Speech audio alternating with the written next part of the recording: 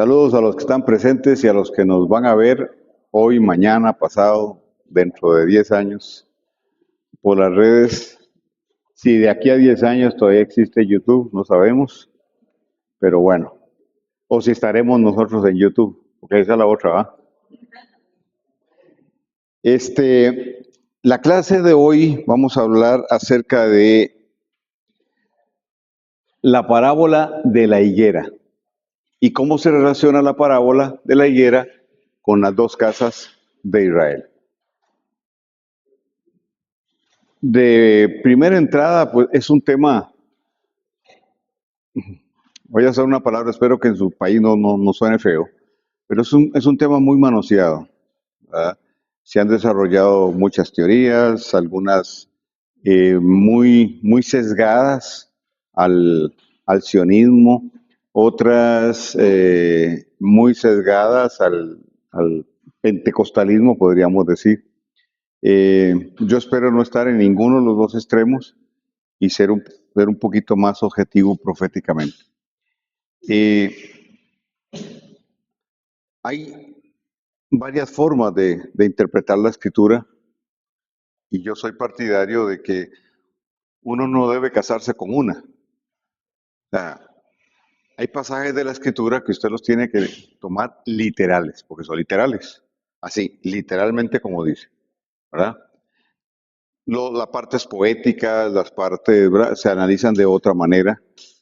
Pero también está la parte profética en la interpretación de la escritura, que es muy válida también. Entonces, espero poder tocar un poquito desde estas perspectivas y poder dejarles el sentido profético de lo que Yeshua quiso decir cuando habló de la higuera. Y cómo la parábola de la higuera se relaciona con nosotros.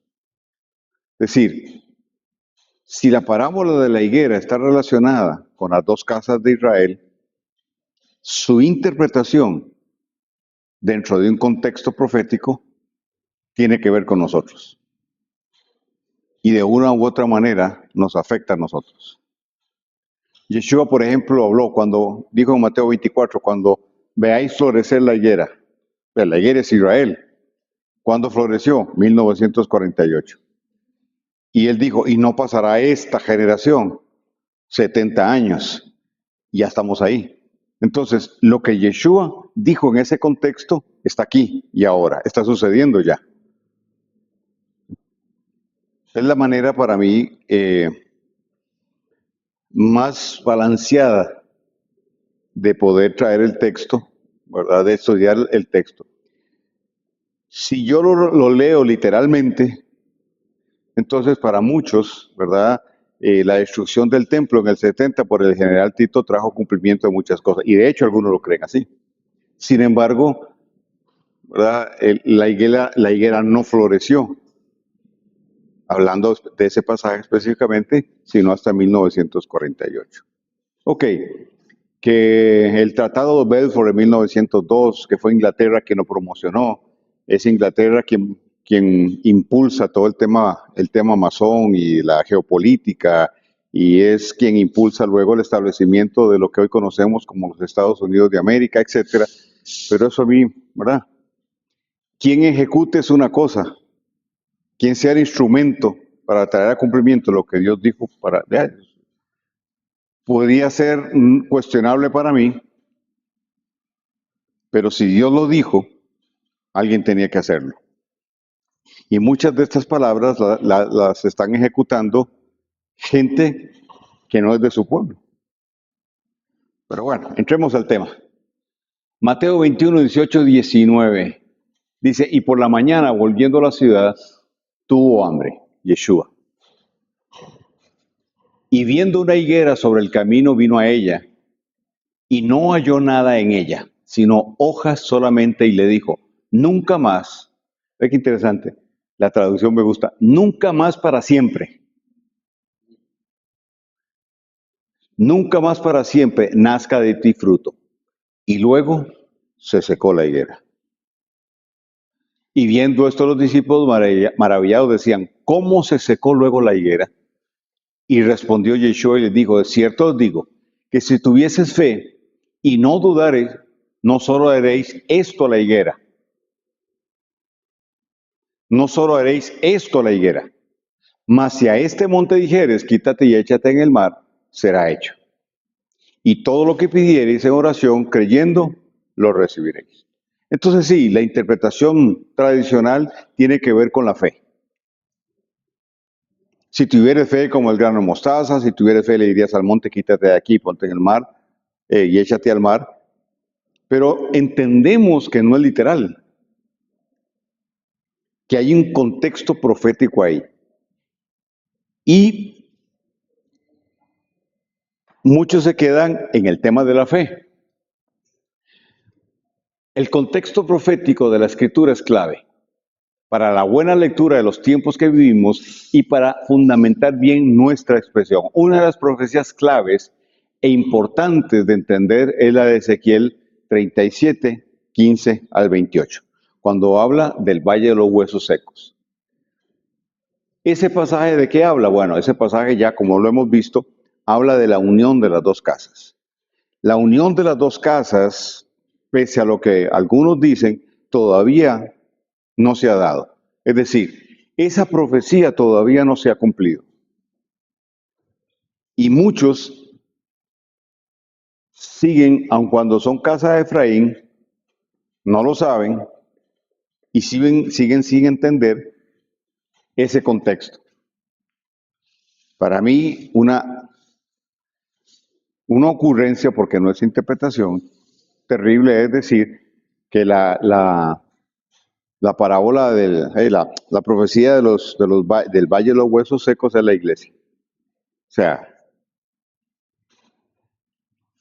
no. ¿De qué habla? Habla de las dos casas de Israel. Habla de Efraín y habla de Judá. Entonces, ese contexto es muy amplio. El contexto de las dos casas es muy amplio y hasta donde yo he visto, abarca casi toda la escritura. La mayoría de los profetas hicieron mención al tema de las dos casas.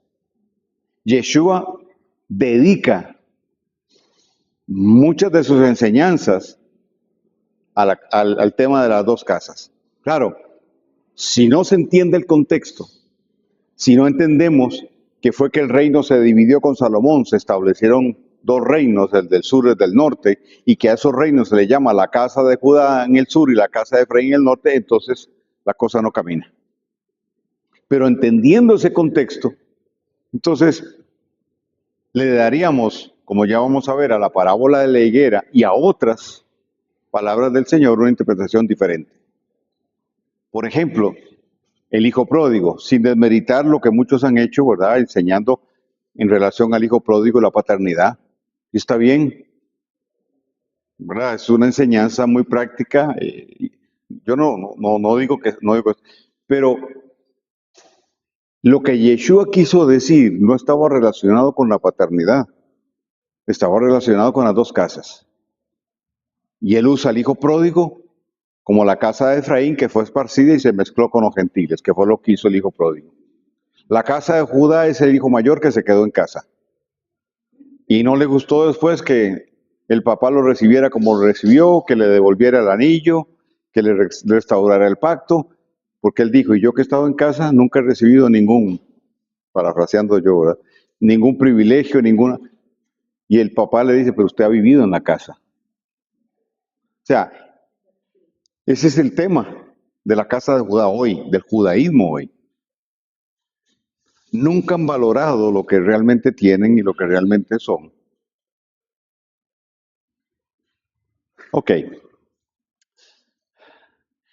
De ella se hace mención en todos los profetas de las cartas de Santiago y Pedro están dirigidas a las dos casas.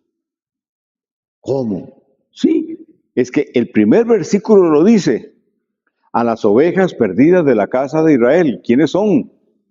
No son los gentiles. O sea, Pedro no le enseñó a gentiles. El pasaje no es para gentiles. Porque el verso 1 lo dice. Cuando Pedro empieza a hablar en las dos cartas, él expresa claramente a quién le está dirigiendo la carta. Yeshua dijo, no he venido sino a las ovejas perdidas. Y eso es lo que pierde a más de uno. Porque ¿quiénes son las ovejas perdidas? No, todos los que están descarriados, los que no son esos. Las ovejas perdidas es la casa de Efraín. Y para los que no han visto la enseñanza mía, ahí en el canal de YouTube tenemos esa enseñanza, se llama Las Dos Casas. Y es, como he dicho en muchas otras ocasiones, es una enseñanza vital. La parábola del hijo pródigo, ya la mencioné, nace con la división del reino en Primera de Reyes 11. Y la gran proyección profética es la unión de estas dos casas. Para mí es una de las profecías medulares en el cumplimiento de los tiempos finales. Porque la unión de las dos casas, Carlos Soto cree que no será en el milenio. ¿Ya para qué? Tiene que ser muy pronto, con todo el desenlace de cosas que se han dado. Desenlace de las cosas que se están dando. Las dos casas tienen que unirse. ¿De qué manera? Obviamente, ¿verdad? Estaríamos hablando, desde mi perspectiva, de un remanente. La casa de Efraín y un remanente de la casa de Judá. Pero quédese ahí, no se lo pierda, ya ahorita va a pasar.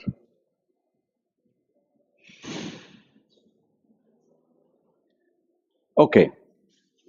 ¿Qué dice la palabra?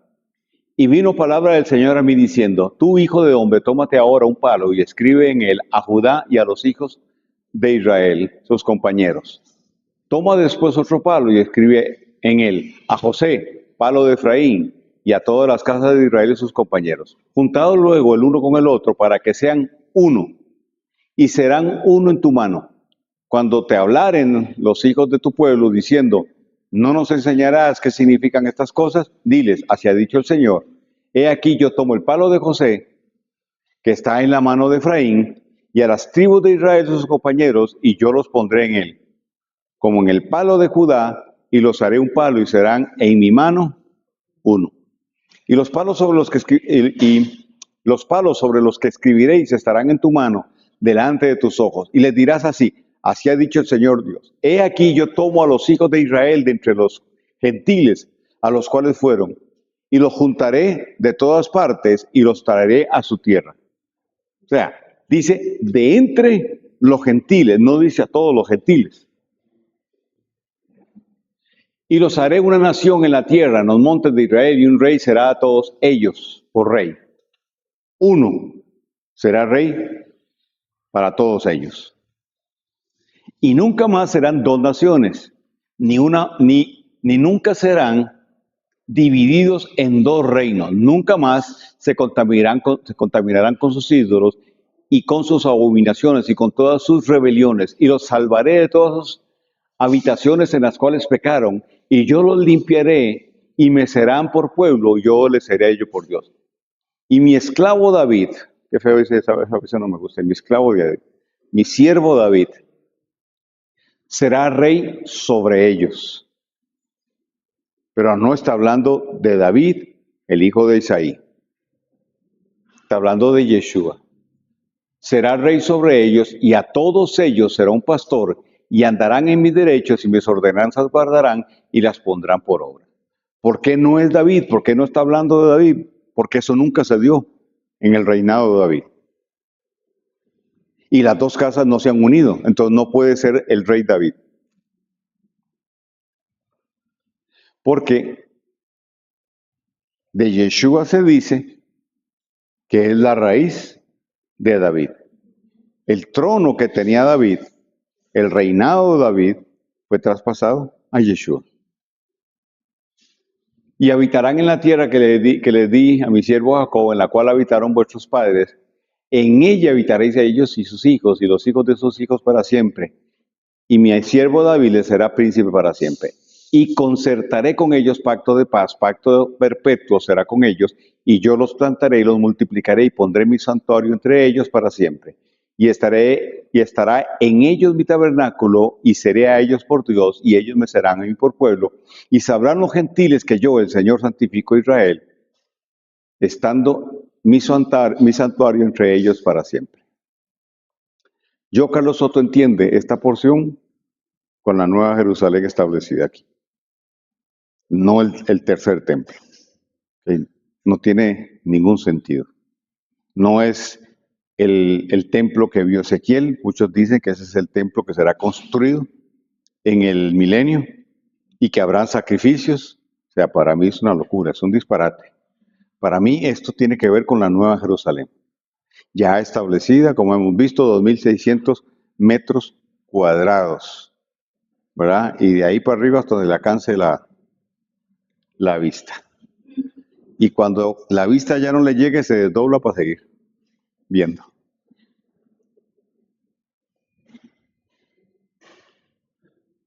Contexto de la enseñanza de Yeshua y las dos casas. La parábola de la higuera, Mateo 21, 18 y 19. Y por la mañana, volviendo a la ciudad, tuvo hambre y viendo una higuera sobre el camino, vino a ella. Y no halló nada en ella, sino hojas solamente, y dijo: nunca más para siempre nazca fruto. Y luego se secó la higuera. Pasaron los discípulos y dijeron: Señor, la higuera se secó. Y luego viene la enseñanza de la fe, como ya leímos. Entonces, preguntas sobre el contexto. Se ha enfatizado el tema de la fe y se ha dejado de lado la parte de la higuera. No que lo otro no sea importante, pero es medular entender a qué se estaba refiriendo Yeshua con lo que estaba haciendo. Yeshua, aquí en este plano, debió haber sido alguien muy interesante, ¿va? Porque de cualquier circunstancia natural él sacaba una enseñanza. Entonces iba pasando por un lugar y había un tipo ahí poniendo a secar las semillas de mostaza y de ahí saca una enseñanza. Por allá le viene uno ciego y coge tierra, escupe, hace barro, se lo embarra y se vaya al estanque si lo ve. Y todo lo que hizo tenía un significado, tenía un simbolismo. Entonces, yo me imagino que caminar con él lo hacía, se debió haber hecho con la expectativa de ¿con qué me va a salir ahorita? ¿Verdad? Era cuestión de ver el contexto para más o menos anticipar la enseñanza que venía. Digo yo. También eso, claro que nos da una enseñanza, porque cuando se sobreespiritualizan las cosas, nos perdemos de enseñanzas prácticas y fáciles de aplicar, ¿verdad?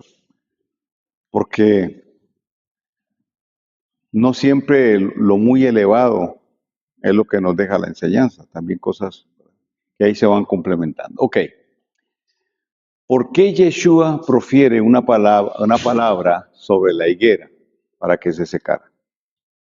¿Fue un berrinche o frustración porque no le dio fruto?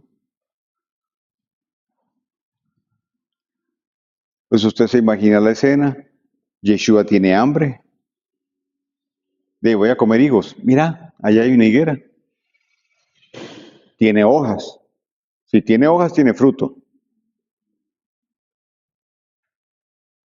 Entonces, de ahí se acercó. Y como no tenía fruto, entonces se enojó y la maldijo. En un acto de soberana mala crianza, demostrando un niño interior no educado, un terrible manejo de las circunstancias negativas y una escasez de autocontrol. Obviamente, ese no fue Yeshua. Ni eso fue lo que sucedió. Yeshua conoce A ver, él, Yeshua, los discípulos, todo el mundo en aquel contexto entendía el tema. Hay un tiempo para que la higuera dé fruto. Está marcado en el calendario. Y siempre cada año se da en la misma fecha. Yeshua estaba ubicado, Yeshua sabía qué fecha era, qué tiempo era. Y no era tiempo de higos. En Marcos 11:13 agrega la frase, mas no era tiempo de frutos, de higos. ¿Por qué, si no era tiempo de frutos, Yeshua fue a buscarlos? Yeshua venía el día anterior de volcar las mesas. Ah, con razón, por eso estaba chiva. Por eso estaba enojado, claro, ahora entendí. No le bastó, ¿verdad? Con volcar las mesas le faltó y entonces maldijo la higuera. No. Vea la relación, qué interesante. Yeshua confronta sobre todo al partido de los fariseos, que son los que tenían la administración del templo. Y él les dice, convirtieron la casa de mi padre en una cueva de ladrones. Volcó las mesas. Y luego al día siguiente se da el incidente de la higuera.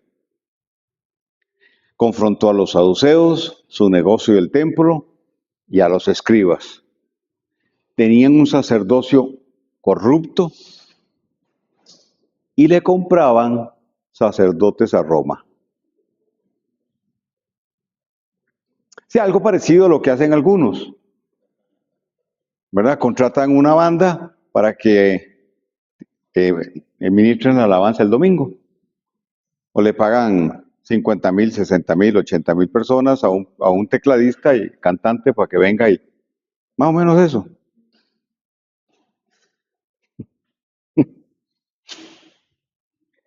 ¿Qué tiene que ver esta parábola con las dos casas de Israel? Ok. Si nosotros entendemos que Yeshua no hacía nada por hacerlo, si él entendía en el contexto y por el contexto que todavía no era tiempo de higos, obviamente su acción se vuelve más sospechosa.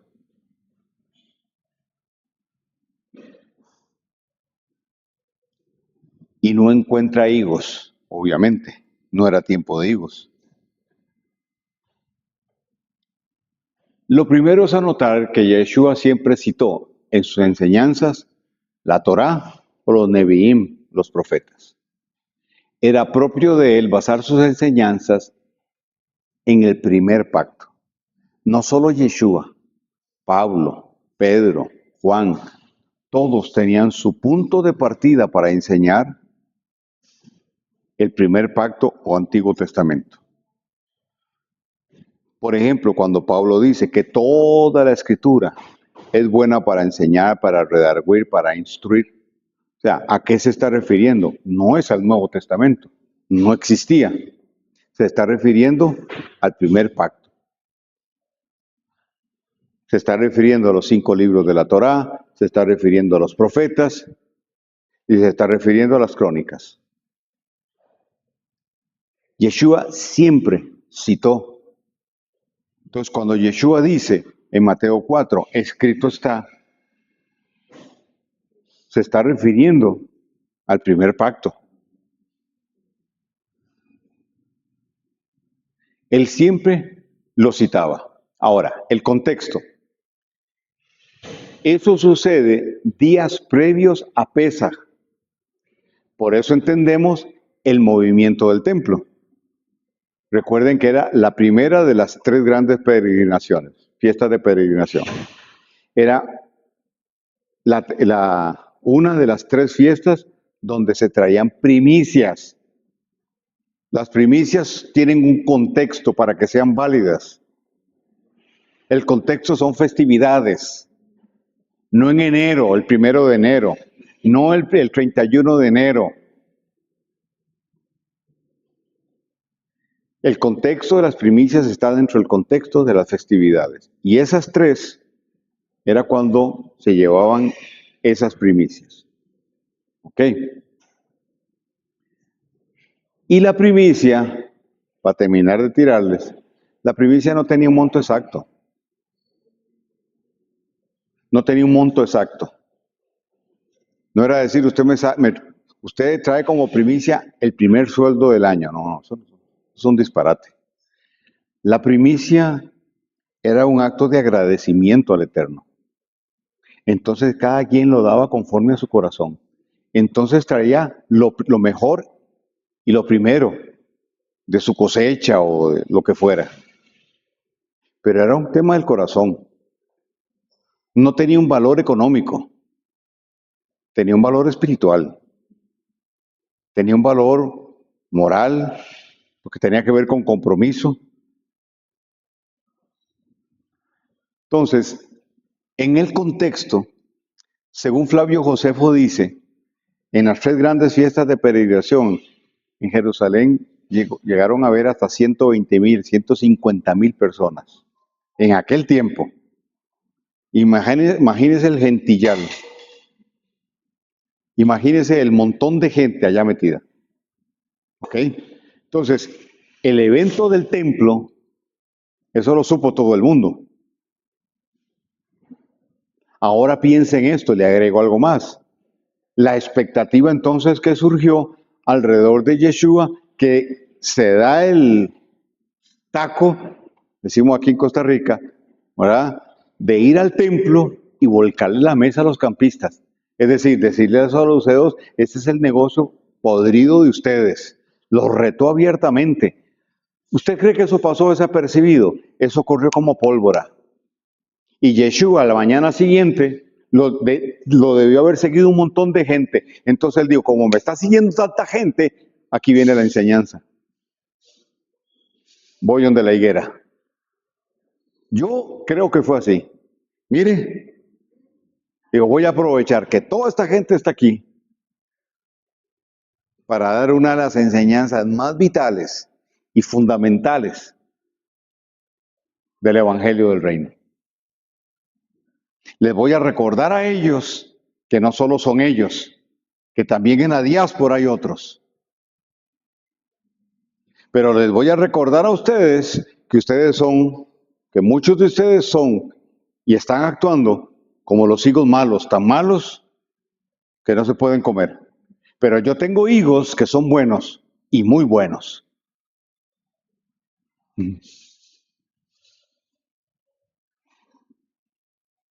Era el mes de Aviv. Los árboles se llenaban de hojas y aunque no era el tiempo exacto de dar higos, se daban unas brevas, es decir, unos higos pequeños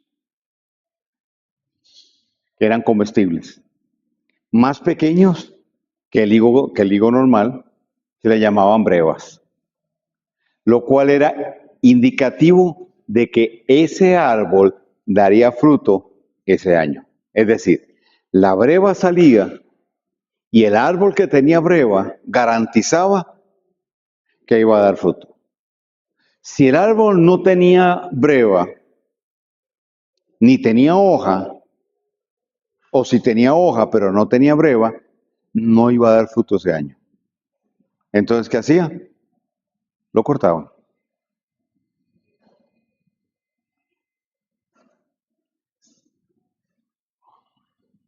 Yeshua no encontró ese fruto y maldijo la higuera y se secó. De todos modos la iban a cortar.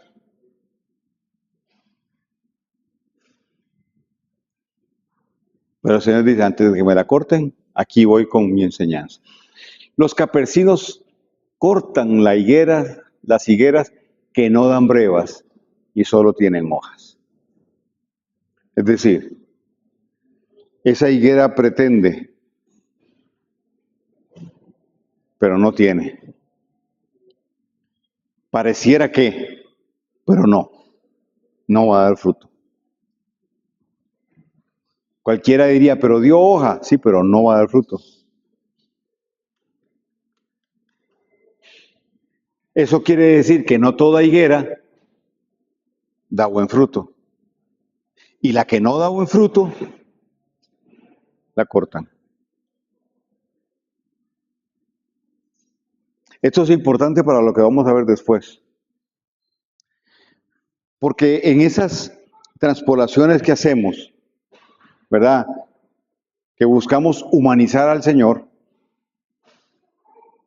¿verdad? Ponerle actitudes o emociones nuestras, ¿verdad? Como que Él se enoja, como que Él se entristece, como que se deprime. No, nosotros somos los que nos enfermamos del alma. Nosotros somos los que actuamos. Él no. Él no, entonces Él no tiene ese problema. Ay, pobrecito, no, ese es el problema de nosotros, no de Él. Él conoce la esencia del corazón, de dónde viene y para dónde va la persona. Entonces no existe el pobrecito. ¿Ah?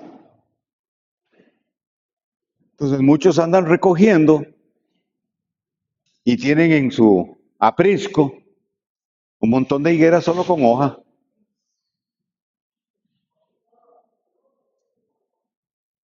Y le quieren llamar a esas higueras con hoja, forzarlos a llamar los hijos de Dios.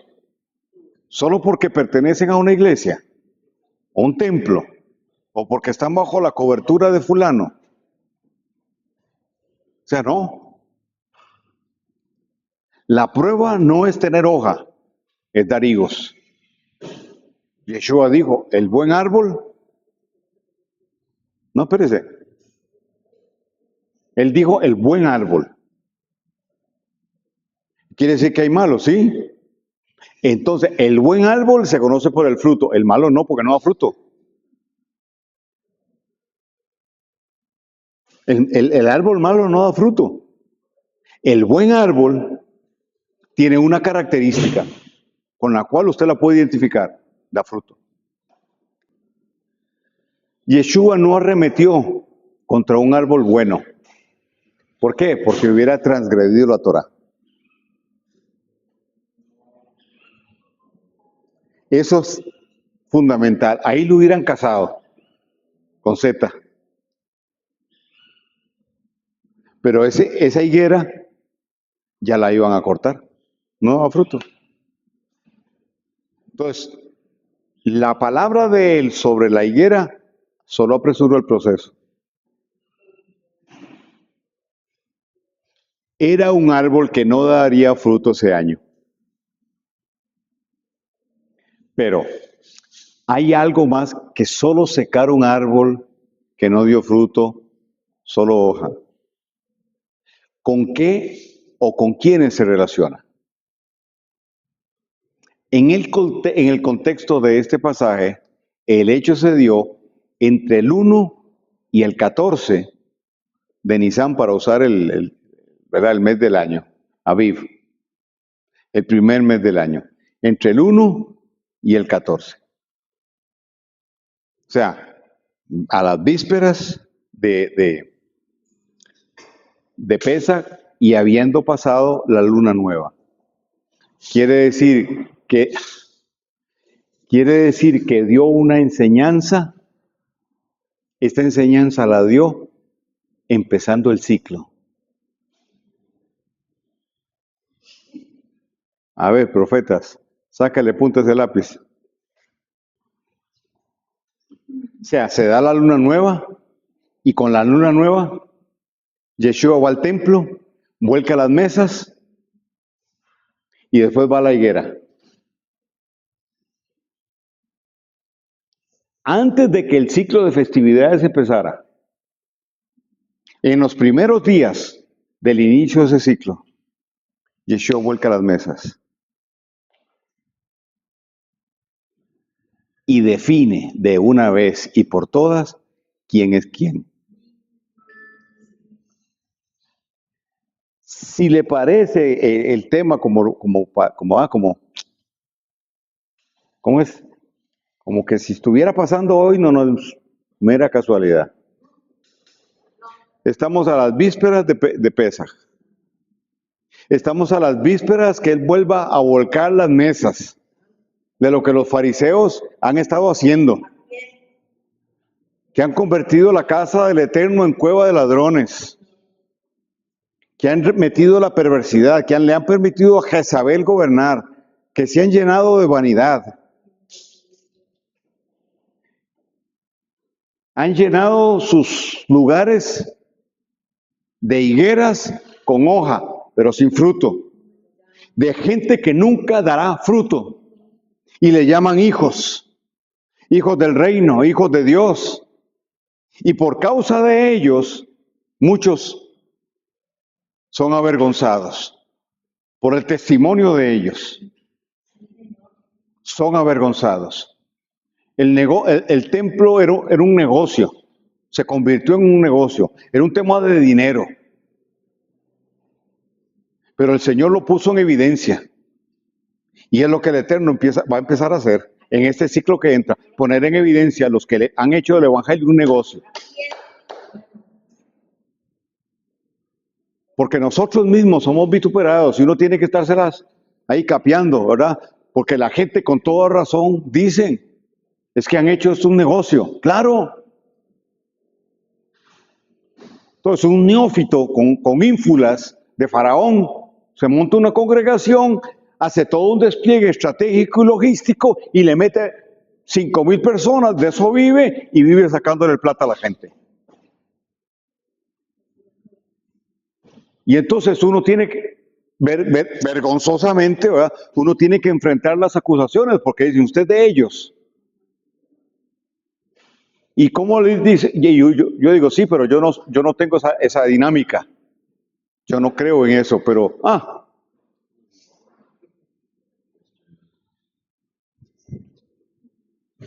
y no deja para mí de ser vergonzoso el tema.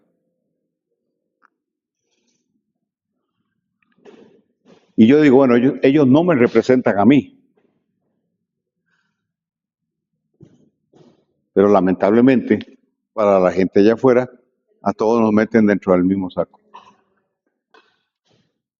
Entre el 1 y el 14 de abril, antes de Pesach, es decir, como por este tiempo hoy. Ahorita. Viene la luna nueva, el día 1, y entre el 1 y el 14 empieza un mover del Espíritu de Dios para poner en evidencia lo que es verdadero y lo que es falso. 14 tenemos Pesaj, y seguidito de Pesaj, nuestra convocatoria para profetas aquí en Costa Rica. Para iniciar ese ciclo desde Costa Rica y poner a correr esta y otras palabras más. Ahora, el simbolismo de la higuera es importante. Génesis 3:7 dice, y fueron abiertos los ojos de ambos y conocieron que estaban desnudos, es decir, sin cobertura. Entonces cosieron hojas de higuera y se hicieron cintas para ceñir, es decir, se cubrieron. Cubrieron su desnudez. ¿Okay? Se taparon, no para cubrir sus genitales. Esa nos las vendió el catolicismo romano y nada que ver. No para cubrir sus genitales, sino para cubrirse. Porque se sentían desnudos, sin protección. Porque recuerden que en el huerto la presencia del Eterno estaba y ellos dentro de ella. Es decir, estaban cubiertos. Imagínense la sensación tan horrible de ahora sentir que no había cobertura, que no había protección. Por eso sintieron temor y se escondieron. ¿De quién sintieron temor? Porque dice que en el huerto, el Memar se paseaba por él, el Dabar, Yeshua se paseaba en el huerto. Ahora, su Nechamá dormido, no activo, habiendo transgredido, ellos no sabían si el del huerto era amigo o enemigo. perdieron su identidad y su identificación con el Creador. Y ahora el Creador se percibía como una amenaza. Apocalipsis 3:18 dice, yo te amonesto que de mí compres oro afinado en fuego, para que seas hecho rico y seas vestido de vestiduras blancas, no de higo, ve la diferencia. Vestiduras blancas, que tiene que ver con pureza, que tiene que ver con redención, para que no se descubra la vergüenza de tu desnudez, y unge tus ojos con colirio para que veas. Es decir, aquellos dejaron de ver. Los de Apocalipsis empezaron a ver. La higuera es un símbolo de transgresión de la Torá, de desnudez, es decir, falta de cobertura. Tiene que ver con encubrir algo que es falso. Pero en apariencia, justificado. Ah, no tiene hoja. Bueno, es higuera.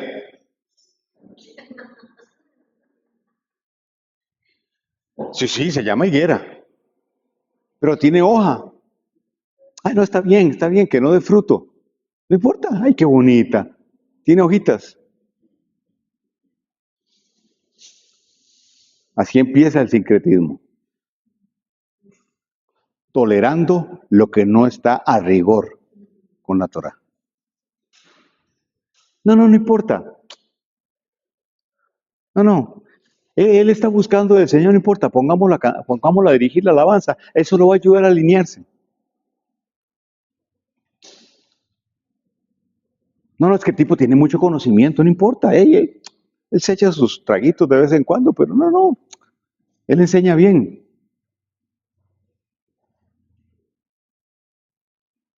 No, es que él es el apóstol de un montón. Puras hojas. En algunos casos. Entonces ahora muchos creen que por el título uno tiene que arrollarse. O sea, como es el apóstol, tiene esa investidura, entonces uno tiene que, ¿verdad? Decir, sí, Juana, aquí estoy. No importa que me llenes de hojas.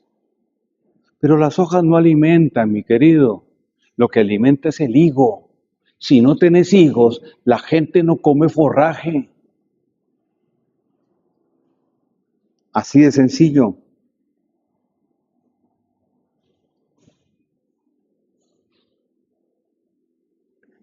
La hoja de higo sabe amarga, si no pruébela para que vea.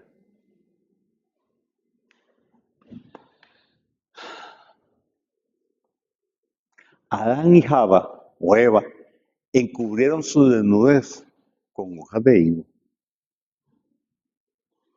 ¿Qué era lo que sucedía en el templo?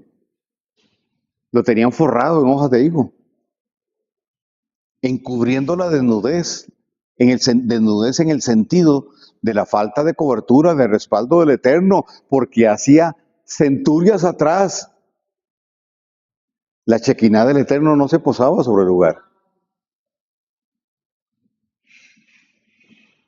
Pero entonces mejor llenémoslo de parafernalia, de actividad, que todo parezca muy piadoso.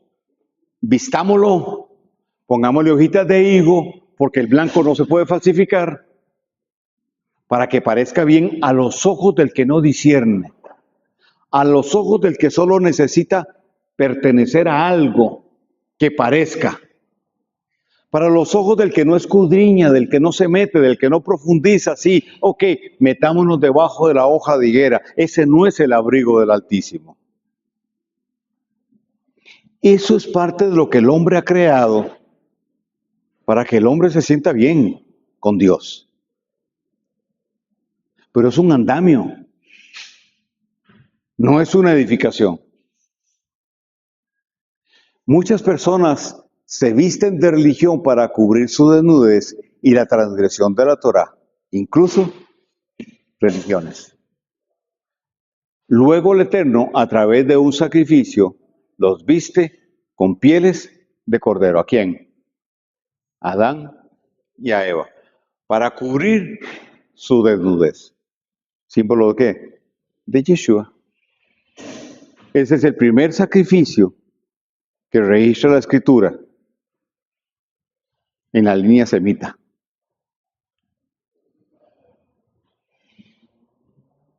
Pero que estaba anticipando lo que Yeshua haría, la forma en que Yeshua redime. O estás cubierto con pieles, o estás cubierto con hojas de higuera. ¿A quién representa la higuera? Jeremías 8:13. Y curaron el quebrantamiento de la hija de mi pueblo con liviandad, diciendo, paz, paz, y no hay paz. La casa de Judá hoy está contenta porque Trump hizo una invitación, el señor Trump, a formar una coalición de paz. Pero los aires que hay no son de paz, son de guerra. Y esa paz no es la que dice la Escritura.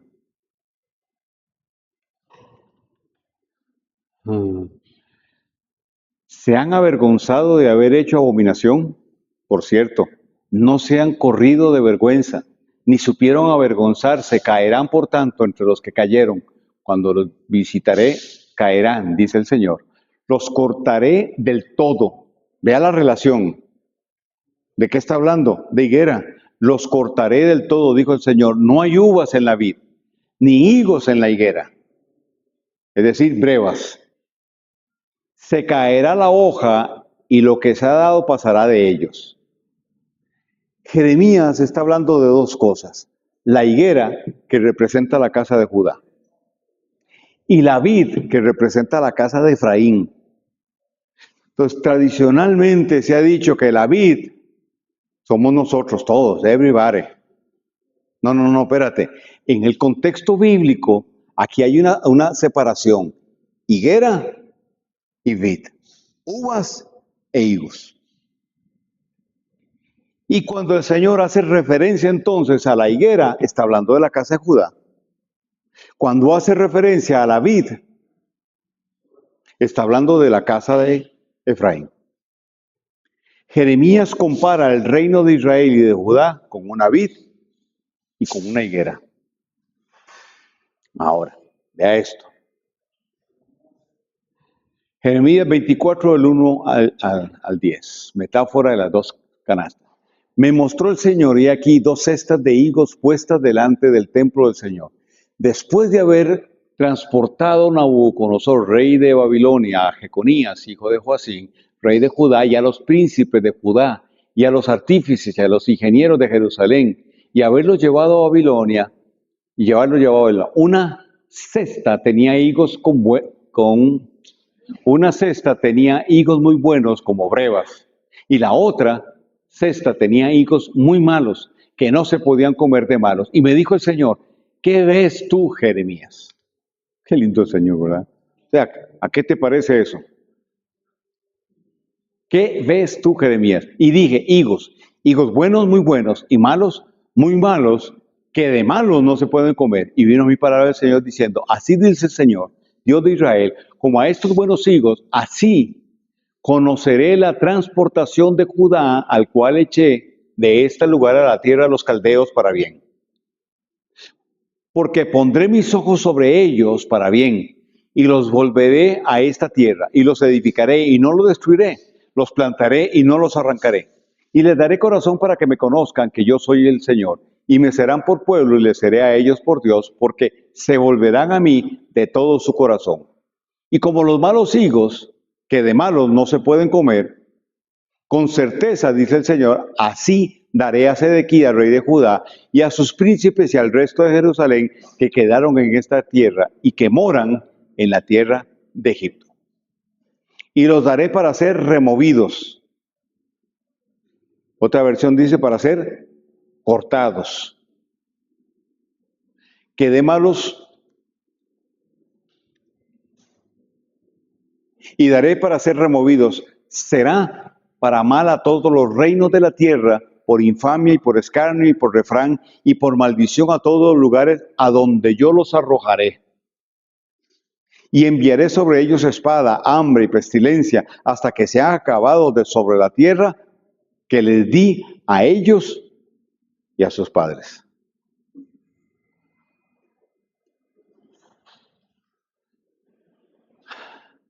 Dos canastas de higo, unos malos y otros buenos. Habla del gobierno de Judá a través de Jeconías. Y el pueblo son como los higos de la higuera. Hay higos malos y también higos buenos. Entonces plantea dos tipos de judíos. Porque recuerde que la vid es Efraín, las uvas. Y el tema de los higos es la casa de Judá. Entonces, el Señor mismo está hablando de dos tipos de higos, es decir, dos tipos de judíos. Los que fueron llevados por Nabucodonosor a Babilonia y los que no quisieron ir al mando de Sedequías. Los primeros, los frutos buenos, y los segundos, los frutos malos. Los judíos con linaje puro, la línea de Judá. Los judíos con linaje mezclado, la línea de Esaú. Históricamente, Esaú funda un pueblo, una ciudad y un pueblo. Y de ese pueblo nace Roma. Él se establece, funda Edom, y de ahí vienen los edomitas. Y de los edomitas, todos los pueblos enemigos, incluyendo Roma. Muchos historiadores coinciden en este punto. Entonces, la profecía es muy clara. Los de Almolonga eran así. Los de la tierra prometida eran de este tamaño. Ok. En tiempos de Yeshua había el mismo problema. Higos buenos e higos malos. Los higos malos se rebelaron contra Roma, como los celotes, sin entender qué fue el designio del Eterno por estar apartados de la Torá y la perversión del templo. También otros se rebelaron contra Yeshua, algunos de los fariseos que enseñaban una Torá de error, es decir, adulterada.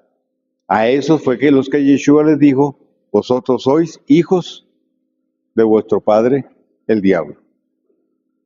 Porque así como él habla mentira o error, ustedes hablan error. Sí. Ellos son parte del cumplimiento de la profecía que el Señor le dio a Jeremías. Ahora, entendamos otro punto en el contexto. La gente común manejaba esos términos. O sea, esto no era desconocido para la gente de aquel tiempo. Porque las parashot se leían todo el tiempo. Las enseñanzas giraban en torno a lo profético. Uno de los temas casi que obligatorios cada Shabbat era la proyección profética, lo que los profetas dieron, la redención de Israel y sobre todo estando bajo cautiverio, en este caso de Roma. Entonces, el eco de las palabras proféticas de lo que Dios había dicho estaba ahí. La sorpresa de los fariseos es cuando Yeshua les dice: ustedes son parte del otro canasto. Porque el que está en error y es orgulloso, no cree que es el que está mal, sino que son otros. Y Yeshua lo que hace es servirles como espejo y decirles: vean, ustedes son esos. De esos son los que están, de los que yo estoy hablando. Los de esa canasta. Judá no estaba dando buenos frutos. Y por eso Yeshua quiso que nunca más se comiera de ese fruto. Y véalo hoy. Usted dice: pero si Dios los prospera. Sí, yo no tengo duda que haya prosperidad. El pueblo de Israel en el desierto, Dios los prosperó. Sí, el vestido no se les gastó, Los zapatos, vestido no envejeció, los zapatos no se le gastaron. Tuvieron comida todo el tiempo y cuando pidieron agua, les dieron agua. El cielo estaba abierto. O sea, la columna de fuego de noche, la nube de día. Papitos, pero ahí, mejor solo en un resort. Dios los bendijo. Sí, porque fue su promesa. Es su misericordia.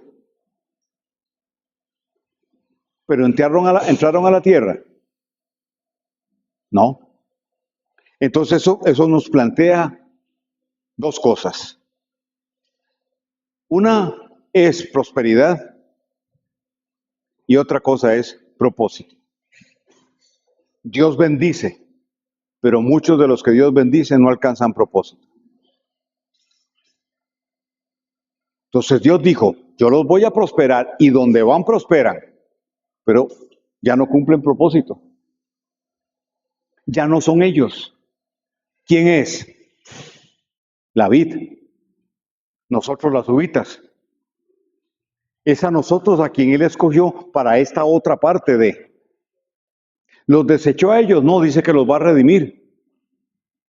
Pero para antes de redimir los tiene que separar. Entonces, ¿con quién nos vamos a unir nosotros? No con los edomitas. No con la canasta de higos malos. Sino con los que han guardado Torah y reconocen a Yeshua. Judá estaba en oposición a Yeshua. Era el grupo gobernante en Jerusalén. Y hasta hoy no aceptan al Mesías. Y no solo no aceptan al Mesías de una forma, digamos, sutil para abonar algo. Ellos no hablan de las 10 tribus. Es muy difícil oír a un rabino en esa línea hablar del regreso de Efraín a casa.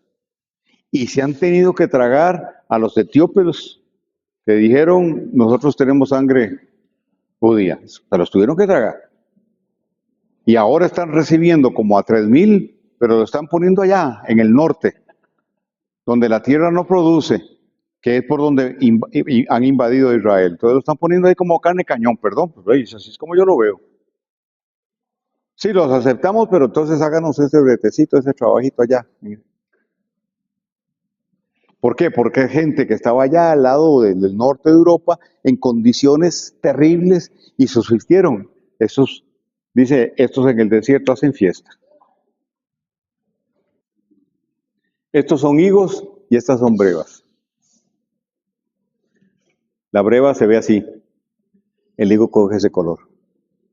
Y las dos son comestibles. Yeshua quiso que se arrepintieran, mas ellos no quisieron. Estaban llenos de avaricia y orgullo espiritual. Vivían una vida de apariencia externa y estaban cubiertos por hojas de higos. Si usted ve una higuera, usted ve las hojitas aquí, ¿verdad, amor? Y el higo crece aquí, como al amparo de la hojita. Entonces, si se levanta la hoja y no hay higo, ya el Señor lo dijo, aplicándolo para nosotros. Y si me permiten, ¿verdad?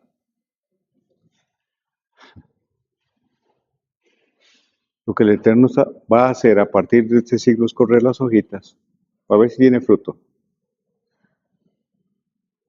Y va a ser evidente, o sea, no va a ser oculto. Y como toda verdad es paralela, el fruto de nuestras oraciones por este país evidencia esto que les estoy diciendo. Porque el Eterno hizo así en Costa Rica. A ver, el fruto de cada quien. Y vuelvo y digo, yo no, el comentario lo hago fuera de todo pensamiento, ideología política o partidista. Yo estoy por encima de eso, créanme. Proféticamente hablando, Dios dijo a Costa Rica, le voy a devolver lo que le robaron, lo que perdió. Esa esencia profética que había en esta nación, que no era de iglesias, era sobre la nación.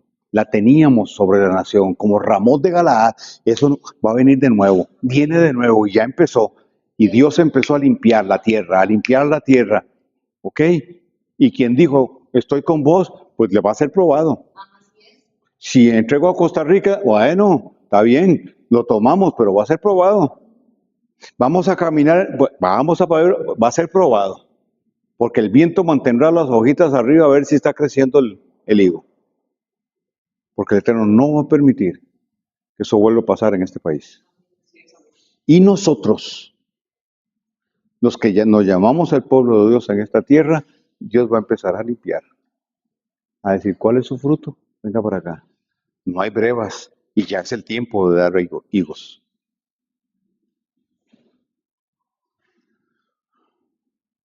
Los que son míos dan fruto. Y en el tiempo que es.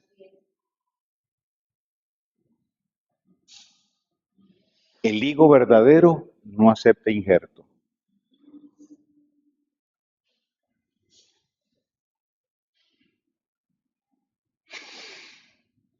Por esta razón, Yeshua, al maldecir la higuera, está estableciendo un juicio sobre la casa de Judá.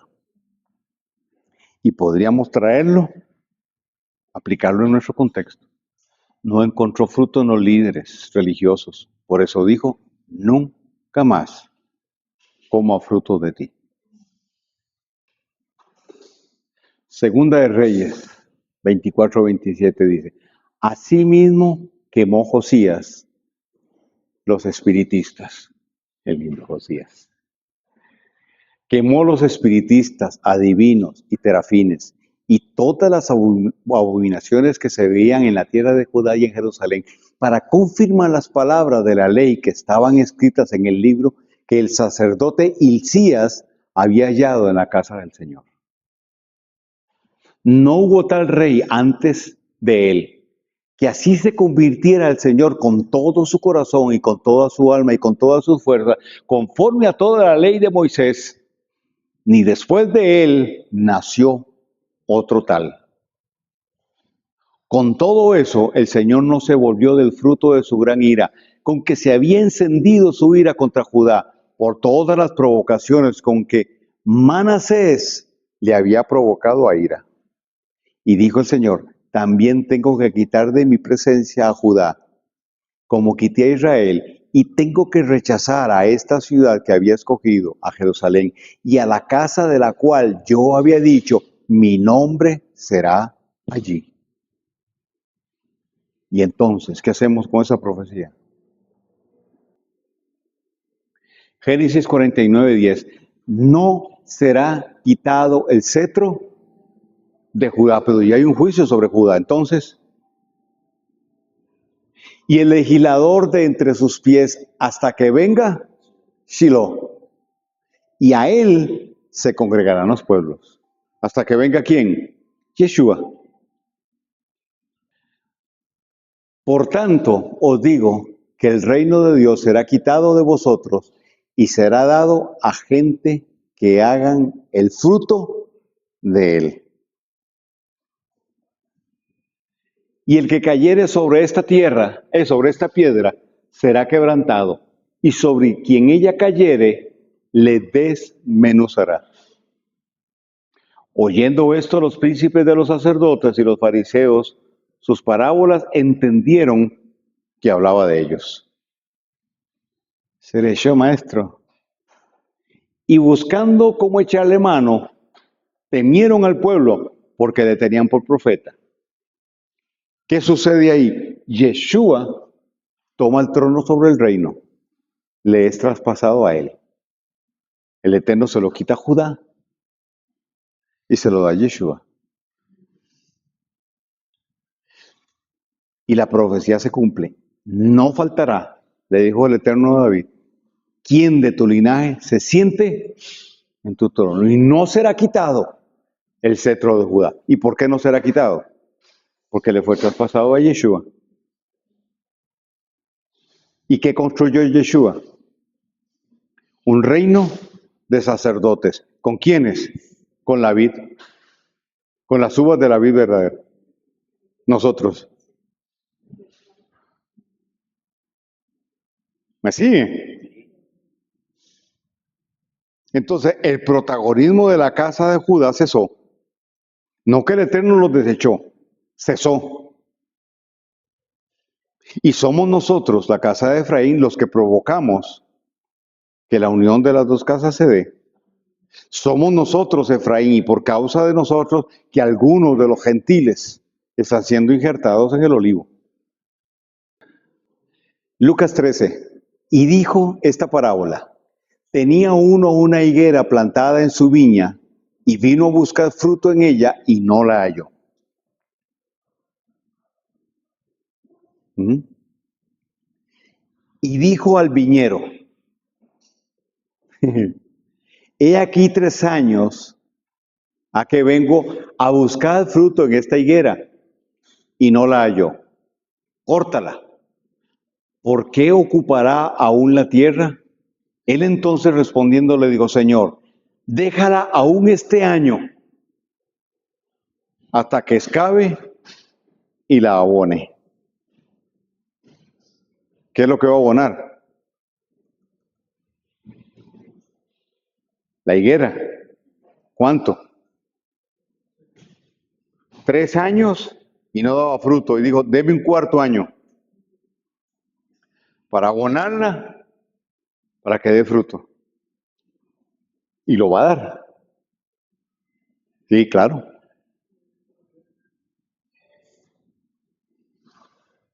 3 años. Y al cuarto, dará fruto.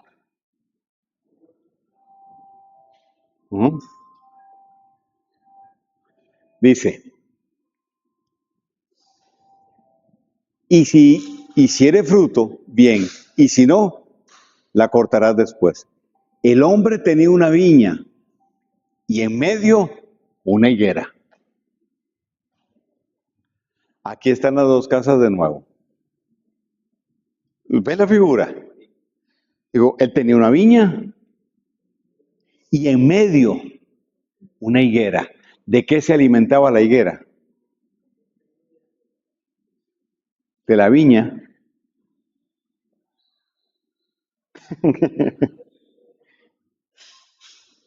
¿La ven?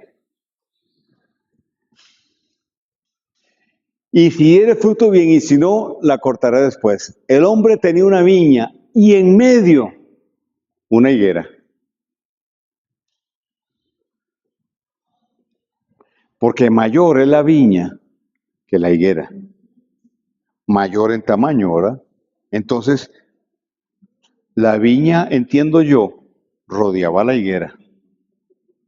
La cubría, la protegía. Porque sin la higuera, la viña no hace par. No se forma el arco de Ezequiel 37. No se da el valle de los huesos secos. ¿Me explico? Entonces, que ellos no se crean, dependen espiritualmente y proféticamente de nosotros. Nosotros somos los que le estamos dando el cobijo. Ve aquí la confrontación de los conceptos y los valores. Ah, no, pues que ellos son los que tienen la plata. Si tienen la plata, pero no tienen la fuerza espiritual y profética para que la profecía se cumpla, necesitan de nosotros. ¿Y quiénes somos nosotros? A los que ellos les dieron la espalda. ¿Quiénes somos nosotros?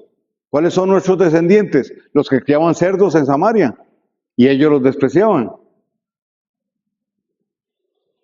¿Quiénes somos nosotros? Los que ellos mismos nos llamaron tercermundistas. Y somos los que los alimentamos.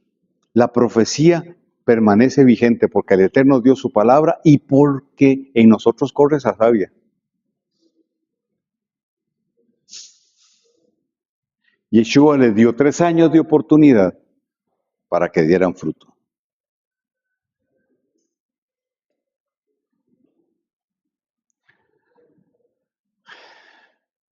¿Y los higos buenos? siguieron a Yeshua. ¿Hay hijos buenos? Sí, claro. Que sigan, sí, que sigan a Yeshua.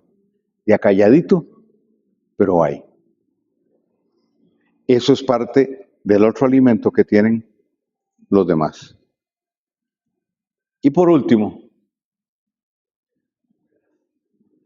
el olivo verdadero es el de Romanos 11. Ya no es la casa de Judá. No es lo que ellos se atribuyen. Ellos dicen ser casa de Judá, el olivo verdadero. El olivo verdadero es el de Romanos 11, al cual somos injertados las dos casas y los gentiles. Y también ellos, si no permanecen en incredulidad, si permanecen en incredulidad, si no permanecen en incredulidad, serán injertados. Romanos 11, 23. Hablando, el Eterno restaura a Judá junto con Efraín. Ezequiel 37, 12 al 14, dice al 18 y 24. En Yeshua, las dos casas son restauradas. Entonces, conocer este contexto es fundamental, es vital. Y maldijo la higuera porque no dio fruto. ¿Cuáles son esos? El canasto de higos malos, tan malos que no se, de brevas malas, tan malas que no se podían comer. Y el resto están en medio de nosotros, están ahí en el centrito. Y nosotros abonándolos. Entonces, ¿por qué tengo yo que ir donde ellos y tomar de lo de ellos para implementarlo hoy aquí? Abrazar el judaísmo como una respuesta ante el sistema religioso no tiene sentido si ellos se alimentan de nosotros, si nosotros tenemos a Yeshua aquí en la tierra, si nosotros somos el reloj profético de Él, trayendo a cumplimiento lo que Él dijo. Y parte de eso tiene que ver con que ellos regresen al Mesías y que las dos casas se unan.